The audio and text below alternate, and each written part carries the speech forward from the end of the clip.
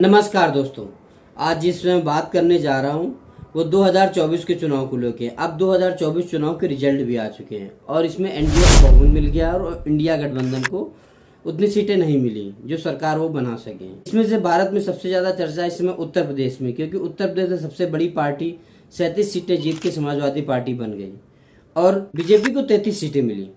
इसमें सबसे ज़्यादा चर्चा यूपी की अयोध्या सीट की है, क्योंकि अयोध्या में राम मंदिर बनने के बाद बीजेपी की जीत निश्चित समझी जा रही थी, परंतु अयोध्या में बीजेपी हार गई। समाजवादी पार्टी के अवधेश प्रसाद ने बीजेपी को हरा दिया। बीजेपी से लल्लू सिंह वहां खड़े थे, जो वहां 2 बार सांसद रहे और तीसरी बार उन्होंने 2024 में फिर से चुनाव लड़ा। अयोध्या की हार पे पूरे भारत और पूरे विश्व में चर्चा है कि समाजवादी पार्टी ने कैसे बीजेपी को वहां पटकनी दे दी, जबकि अभी वहां पे मंदिर बना है। अब हम आपको बता दें, इतिहास में अगर देखा जाए तो ऐसा नहीं कि पहली बार वहाँ बीजेपी हारी है। बीजेपी कई बार वहाँ पे हार चुकी है, जबकि मंदिर का मुद्दा बीजेपी ने इस चुनाव में ही नहीं पिछले कई चुनाव में उठाया है। अब हम बात करते हैं, आपको बता देते हैं कि जब से चुनाव हुए हैं भारत में, तब से कौन कौन सी पार्टी किस किस ईयर वहाँ पे जीती है।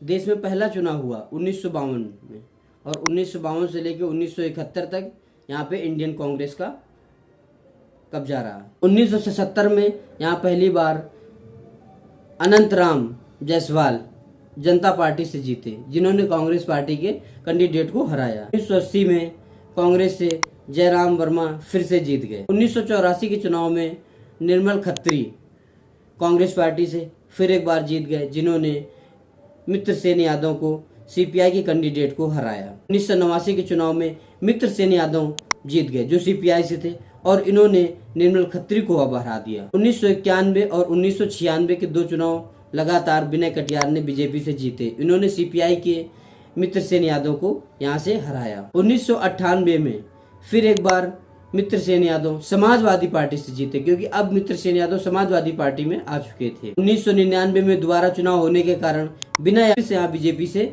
जीत गए और इन्होंने मित्र सेन यादव को यहाँ से हरा दी। 2004 में मित्र सेन यादव ने समाजवादी पार्टी छोड़ के बीएसपी का दामन थामा और ये बीएसपी की टिकट से चुनाव लड़े।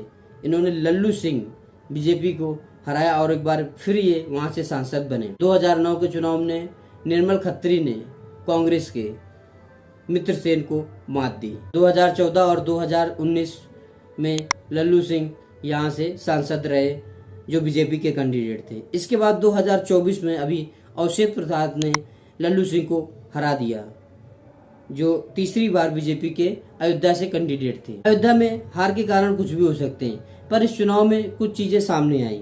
जैसे अयोध्या का सबसे बड़ा फैक्टर ये सामने आया कि वहां पे कुछ घर गिराए गए और उन्हें मन मुताबिक मुआवजा नहीं सरकार ने दिया, ये भी एक कारण हो सकता है। परंतु यूपी का चुनाव इस बार देश के चुनाव से अलग था। यूपी के चुनाव में इस बार बेरोजगारी, अग्निवीर का मुद्दा, संविधान का मुद्दा काम कर रहा था, जो अखिलेश जी ने और राहुल जी ने मिलके चलाया था। यूपी की जनता ने ऐसे भी सीटें जितवाई जहाँ पे कई मंत्री हारे, परंतु इसके बाद भी अयोध्या की चर्चा हो रही है।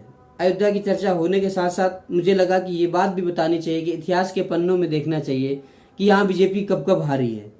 आप 2 लोगों का नाम इतिहास में देखे होंगे कि मित्र सेन यादव, जो कई बार अयोध्या से सांसद रहे, इसके साथ निर्मल खत्री, जो कांग्रेस के कैंडिडेट हैं, वो भी कई बार सांसद रहे।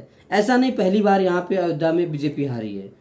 बस हाँ, ये कारण रहा कि मंदिर बनने के बाद पहली बार बीजेपी हार गई।